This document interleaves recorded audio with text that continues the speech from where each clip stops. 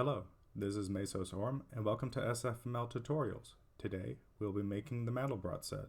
We'll be setting this all up as we normally do. We first need to set up a vertex array. We'll say SF, vertex array, vertices. Then we will say vertices dot set primitive type, SF primitive type, and triangle strip. Finally, we will resize our vertices. We will say vertices dot resize and enter 5. We will just scroll down a little bit to give us room.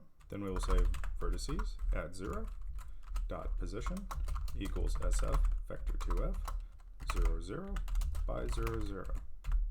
Then we will copy that and paste it 4 times. Change this to a 1, a 2, a 3, and a 4. Since the last position will be the same as the first position, we will copy this and paste it down here. Then here we will say width, and here we will say width and height, and here we will just say height. Down here we will say window.draw vertices. Then we will open the debug menu and see that it works. To make the Mandelbrot set, we will be using shaders. Here we will say Mandelbrot.vertex, VERT, and we will need a fragment shader to go along with that. So we will say Mandelbrot. We will go back to the vertex shader. Here we will type sharp version 460 compatibility uniform vec2 and I resolution. We will also need an elapsed time, so we will say uniform float and I time.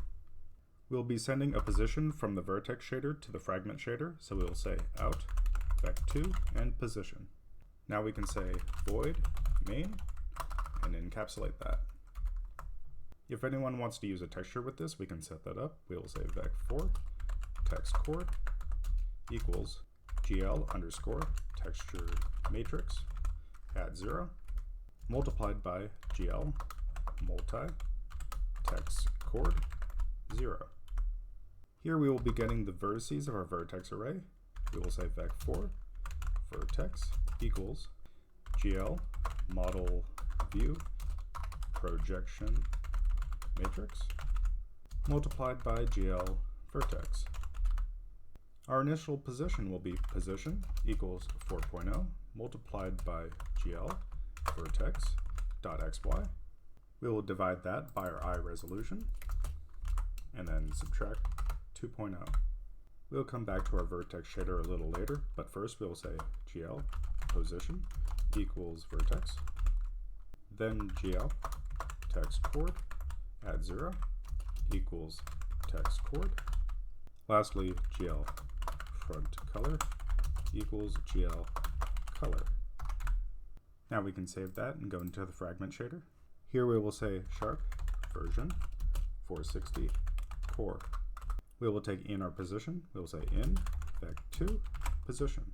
We'll want to know how many steps we want our Mandelbrot set to go up to. We will say int max iteration equals 1000. We'll also want to color our Mandelbrot sets. We will say vec3 hue, saturation, and lightness, which will take in a float of H, a float of S, and a float of L. Inside we'll want to say vec3 n equals vec3 of 0.0 by 8.0 by 4.0. We'll also want a vec3 k, which will equal mod of n plus 0.0333333 multiplied by our hue and modded by 12.0. Also a vec3 minimum, which will equal min of k minus 3.0 by 9.0 minus k, and the outer min will be by 1.0. We'll need a float of a, which will equal our saturation multiplied by our minimum of L by L minus 1. We'll make that look a little better and then go down here. Then we'll return L minus A multiplied by the max of vec3 of negative 1.0 by our minimum. Next we'll need a palette for our Mandelbrot set, so we will say vec3 palette float I. Inside here we will say vec3 HSL. Then we will say float IT for our normalized iterations, which will equal I divided by max iteration. Say hsl.x equals mod of power of 360.0 multiplied by IT by 1.5, and that will be by 360.0. Our hsl.y will equal 1.0, and our hsl.z will equal IT.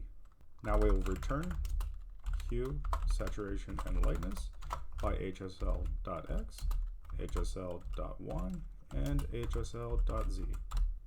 Down here we're going to say void main and put nothing in here for now, then go back up here. Here we will say void main image, which will have an out, vec4, fragment color, and also an in, vec2, fragment chord.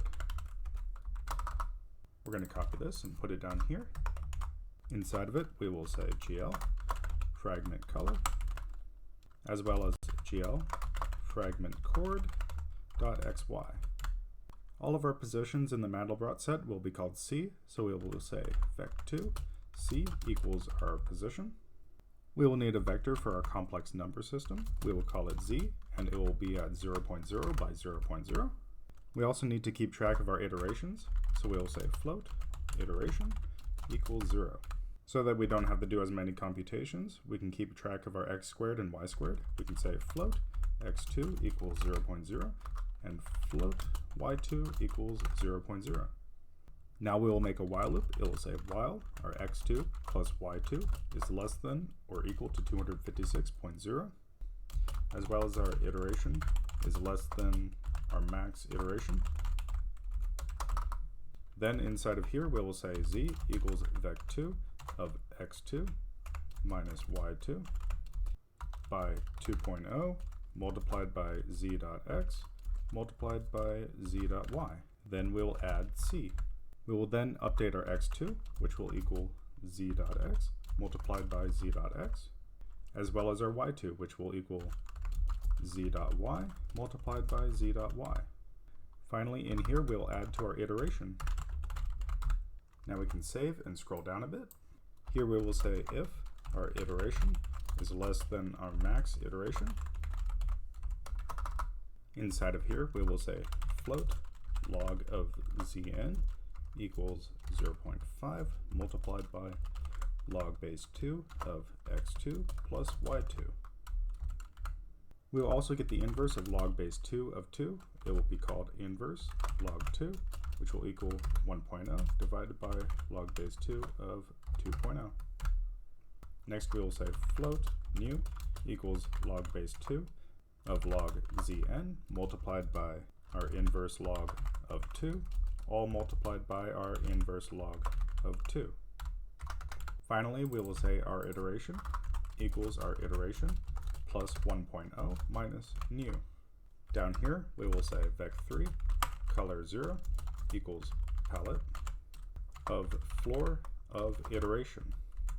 Now we can copy that, paste it here, say color 1, and add 1.0. Now the final color will equal the interpolation between color 0 and color 1 of the fractional part of our iteration. Finally, we say our fragment color equals vec4 of color by 1.0. Now we can save that and go back to main. Now we can say SF shader, which we will put down here. We will say and shader. Now we can say if not shader dot load from file. Inside of here we will say Mandelbrot dot vertex. Now we will copy that, put it over here, and instead of vertex we will say fragment. If the file can't be loaded, we will send an error. We'll say standard CERR. Then we will say error could not load shaders, and standard and line. In the update portion of our while loop, we can say shader.setUniform. Inside of here, we can say iResolution. Then we can say SF vector 2F, and it will say width and height.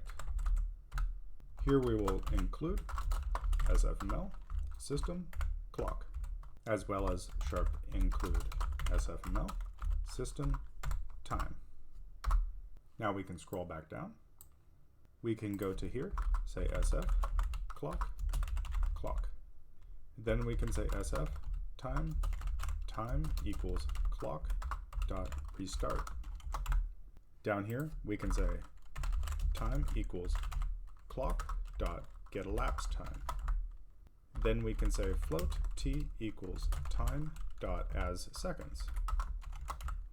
Finally, we can set the I time in our shader dot set uniform I time by t. We're going to make that look a little better right there, then save. Now if we open the debug menu, we can see the Mandelbrot set. Now if we want to zoom into the Mandelbrot set, we can go to our vertex shader, go down here, say float zoom equals the exponential of -0.1 multiplied by our I time. We will also want to offset the entire Mandelbrot set, so we'll say offset, and that will equal a vec2 of these very specific chords. Next we will multiply our position by our zoom, times equals zoom.